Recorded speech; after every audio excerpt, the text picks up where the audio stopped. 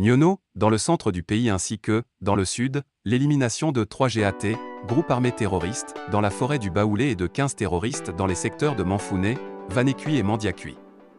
L'AFP n'était pas en mesure de vérifier ce bilan des morts fournis par l'armée malienne, dont le communiqué n'annonce aucune perte dans ses rangs. Ce décompte s'ajoute aux 203 combattants de groupes armés terroristes que les FAMA ont précédemment annoncé avoir tués lors d'une opération de grande envergure fin mars, dans la zone de Moura, centre, pour laquelle des témoins interrogés par la presse ou l'ONG Human Rights Watch, HRW, parlent au contraire d'un massacre de civils à grande échelle, 300 selon HRW, commis par des soldats maliens et des combattants étrangers. Groupe djihadiste. Gouverné par une junte militaire depuis août 2020, le Mali est plongé dans la tourmente depuis 2012. La propagation djihadiste, partie du nord, s'est étendue au centre et au Burkina Faso et au Niger voisin. Selon plusieurs rapports de la mission des Nations Unies au Mali, MINUSMA, près de 600 civils ont été tués dans le pays en 2021 dans des violences imputées principalement aux groupes djihadistes, mais aussi aux milices d'autodéfense et aux forces armées. La justice militaire malienne a annoncé mercredi l'ouverture d'une enquête sur les récents événements de Moura.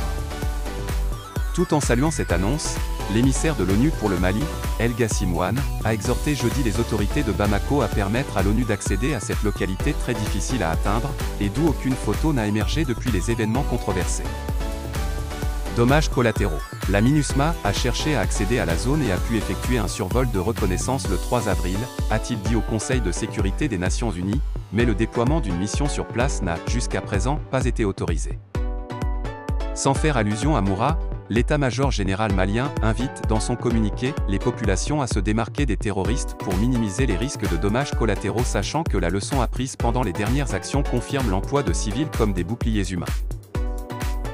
Dans le cadre de la montée en puissance des forces armées maliennes, FAMA, un premier lot de matériel militaire a été réceptionné le 30 mars 2022 par le ministre de la Défense et des Anciens Combattants, le colonel Sadio Camara à l'aéroport international Président Modibo Keïta Bamako-Sénou.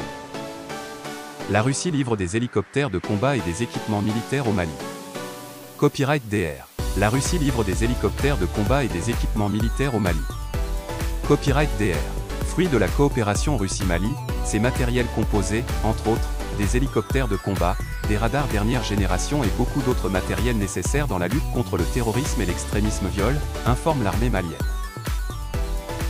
Ces nouveaux matériels joueront un rôle très essentiel dans le renforcement de capacités opérationnelles des FAMA dans leur mission de sécurisation des personnes et de leurs biens, indique l'armée. Le ministre de la Défense et des Anciens Combattants, le colonel Sadio Camara, a estimé que l'arrivée de ces équipements purement militaires contribuera à la réussite des opérations des FAMA.